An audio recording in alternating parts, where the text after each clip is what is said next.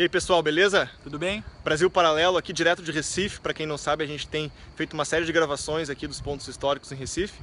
E tem acontecido uma série de coisas muito legais, a gente tem se surpreendido muito com as gravações que a gente tem conseguido fazer, com os acessos que a gente tem conseguido. E apenas compartilhando uma situação que tem nos chateado bastante também, que é o fato de a grande maioria dos pontos históricos que a gente vai gravar sempre está rodeado de um ambiente marginalizado, né? É sempre muito difícil da gente conseguir fazer as gravações. A gente sempre tem que fazer um plano de onde é que a gente vai se posicionar rápido para pegar o melhor enquadramento, já guardar as coisas na bolsa e correr para outro lugar, porque geralmente é um lugar que a gente acaba chamando muita atenção por estar com um monte de equipamentos e coisas. Então isso é uma situação que a gente tem enfrentado muito. Aqui em Recife a gente enfrentou bastante isso. Mas a gente também, por outro lado, está muito feliz de que até agora a gente não teve nenhum incidente, nenhum problema nesse caso. Mas é uma coisa que, enfim, chateia bastante pra gente que está aqui. A gente está aqui agora no Engenho do Maçangana. Cabo de Santo Agostinho, perto de Recife. A gente viajou aí, o que? Deu umas 2 horas? Quase 2, acho.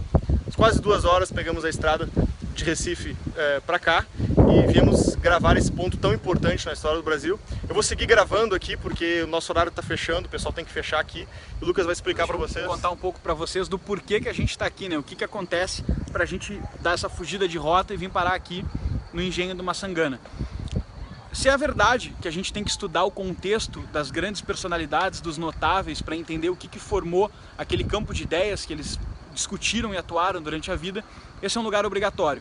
Quando a gente começou esse projeto, o professor Thomas, um dos professores que nos auxilia no estudo e no desenvolvimento de todo o conteúdo, nos contou a história desse local, e quando ele terminou de contar, a gente tinha certeza que a gente tinha que vir para cá.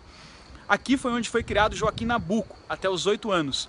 E no livro que ele escreve já maduro, numa fase intelectual madura, chamada Minha Formação, ele dedica o capítulo 20 a Maçangana. É o título do capítulo e ele conta também como é que foi a infância dele aqui e como é que foram as impressões que ele teve nesse local sobre a escravidão. E aqui, lá atrás, na Casa Grande, sentado naquelas escadinhas, ele convivia com escravos domésticos, que eram aqueles escravos que, apesar de ter uma relação de escravidão com a Casa Grande, eles ainda eram melhor tratados do que outros escravos de outros locais.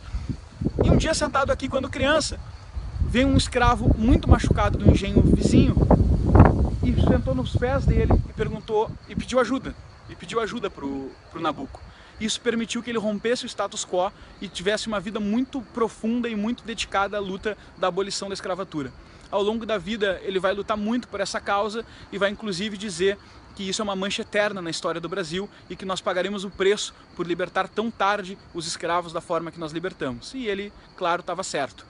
Ele também vai romper com Rui Barbosa em 89, na proclamação da República, ou no golpe da República, e isso vai ser uma série de momentos na história dele que ele vai deixar claro o porquê que ele é um notável, o porquê que ele é um herói, o porquê que ele merece espaço na história do nosso país e também no nosso documentário. Obrigado, professor Thomas, por essa recomendação e por mais esse ensinamento.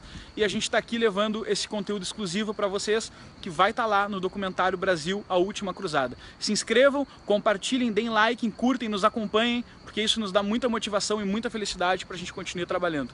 Obrigado!